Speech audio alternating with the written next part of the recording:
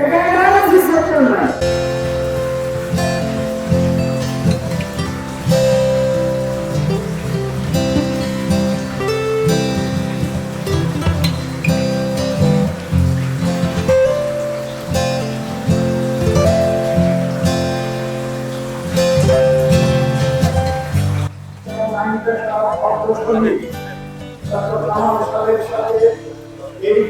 আলোচনা করার পর থেকে আমরা পুনরায় আবার শুনানি করি এবং স্থগিতাদেশ দেওয়া হয়। মহামান্য আদালত স্থগিতাদেশ প্রদান করেন এবং অপরটি সেই স্থগিতাদেশটা বিদ্যমান আছে। আর স্থগিতাদেশ যদি বিদ্যমান যদি বিদ্যমান নাও থাকে, আমাদের দেশে দেওয়ানি কার্যবিধির যে বিধান কোন জমি নিয়ে যখন কোন বিপদ আদালতে মামলা চলে, মামলা চলাকালীন সময় হস্তান্তর দলিল করা এবং মালিকানা পরিবর্তন করা আইনত নিষিদ্ধ।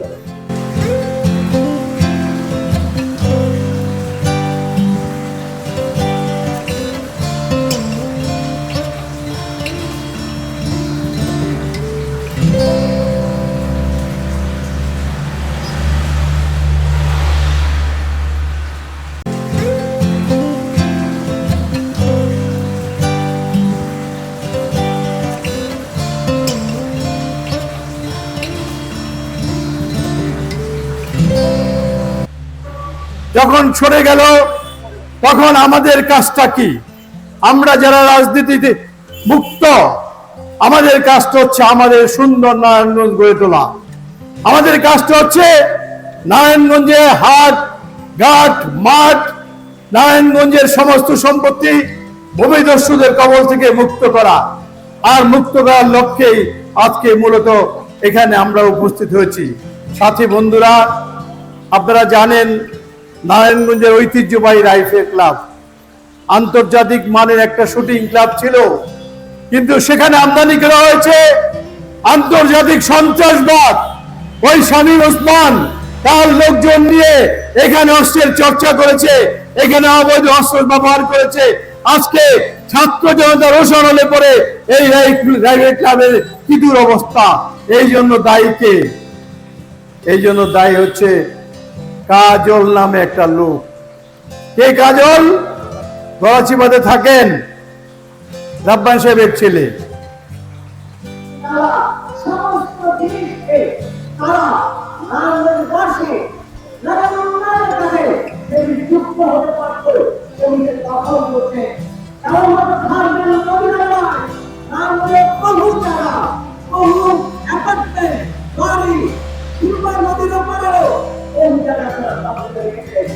আমরা পরিষ্কার ভাবে এই অবস্থান থেকে পরিষ্কার ভাবে বলেছে যে নারায়ণগঞ্জে রাজুকে যে জমিগুলো পূর্বে অধিগ্রহণ করেছে সেই সমস্ত জায়গা কর্তৃপক্ষের কাছে আবার হস্তান্তর করতে পারে।